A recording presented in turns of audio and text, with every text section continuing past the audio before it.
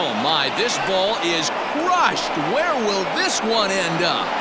That one is out of here. Plenty of people have dreamt of standing there out on the green, looking up at a crowd of onlookers roaring with anticipation. The bases are loaded, and it's a tie game in the bottom of the ninth. This is it, our moment to shine. Realistically, most of us will never get the chance to do that. We can't all be gifted ball players. But that's exactly where sports simulations like MLB The Show 20 come in, to give us a taste of that exhilaration. Thankfully, through some solid mechanics and engaging content, The Show 20 is mostly successful in that attempt. The core mechanics of actually playing the game of baseball out on the field are strong and fluid. The game allows you right away to specify your level of familiarity with sports simulations, adjusting the difficulty of things like hit timing, pitch accuracy, etc. to your specific skill level. The game then throws you into a training match where you can experiment with all the different control schemes for batting, pitching, and fielding. They all have their merits. Personally, I found zone hitting, where you align a reticle to the incoming pitch and press a button to specify the power of your strike, to be the most intuitive. Maybe it appealed to the FPS gamer in me. Nevertheless, all of the control schemes have their merits, and I found myself frequently switching between control schemes to accommodate the situation, which thankfully you can do even mid-match. The on-field AI is usually solid, and the game does an excellent job of simulating the actual feel of baseball. Star players can have an off night and totally flub, and likewise, bottom barrel players can come in with a clutch moment. The crowd reactions are organic to the action on the screen, and the excellent commentary reacts perfectly to the events on the field. There is some repeated commentary on occasions, but that's to be expected after hours of repeated gameplay, and even then the repetition was minimal. Of course, at this point, it's expected that the on-field simulation and gameplay will be excellent. What people really care about are the modes, the careers, and franchises. Thankfully, these are all enjoyable in their own right. Personally, my favorite mode of any of them was Road to the Show, a kind of one-man career mode where you handcraft a player and play his entire career from his very first draft up through the minor leagues and all the way up to the star of the pros. It's a lot of fun to play through as you build your player up from a nobody to a star, and the game evolves very well around your progress. The more famous you become, the more you'll build up relationships with your teammates and rivalries with opponents, and the commentators will begin to focus on and talk about you more and more. There's something extremely satisfying about watching your player climb from nothing to become a star player in the pros. The mode includes a solid player progression system as well, in the form of skills and personality attributes that can be improved upon. Skills fluctuate based on your performance. A great game can raise your skills, while a run of bad games can lower them. Practicing on off days allows you to raise the ceiling that your skills can max out at. Meanwhile, interactions with your teammates can build your relationships with your teammates and buff your personality traits, providing bonuses and unlockable perks that can be applied through a tier system. Perks are divided into 4 tiers of increasing quality, and you can mix and match different perks from the different personalities in those tiers. Skills and personality traits can be improved through periodic challenges on the field, which call for you to make a specific kind of play while at bat. Road to the Show is made even better by the remarkably deep player creation, which allows you to tailor nearly every aspect of your character, from skin tone to face shape to hairstyle and height. You can then tweak all his animations, such as home run celebrations, practice swings, and running gait, as well as customizing his walk-on music.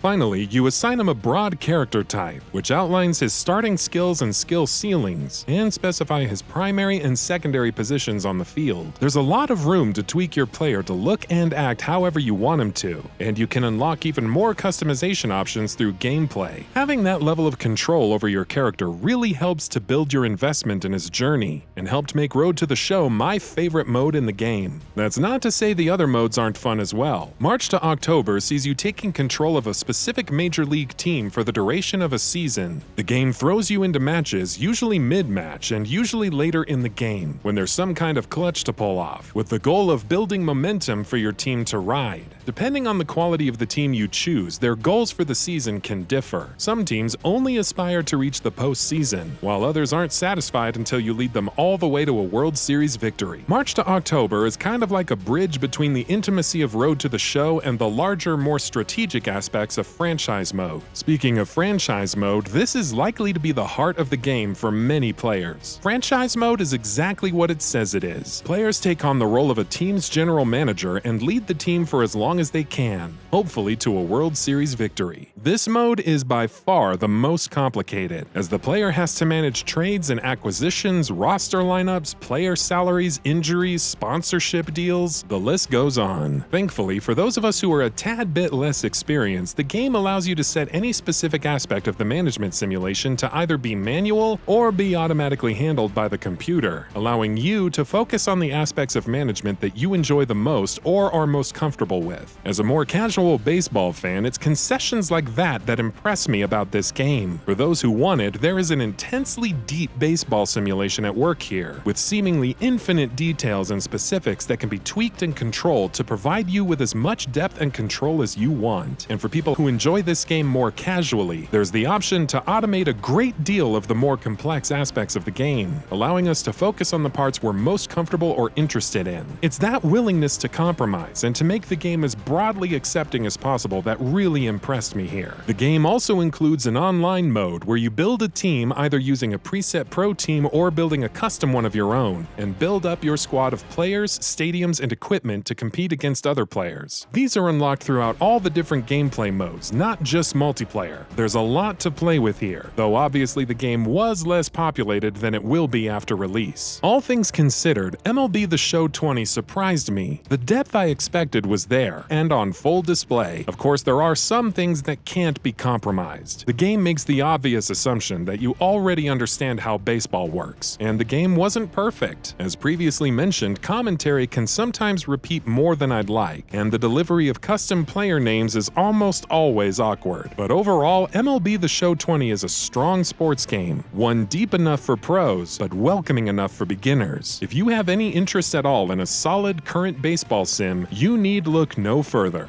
And that about does it for this video. If you enjoyed what you watched and want to see more from GamingBolt, please hit the subscribe button. Also, don't forget to switch on the notifications bell icon next to it. That way you'll never miss any of our videos. Thanks for watching.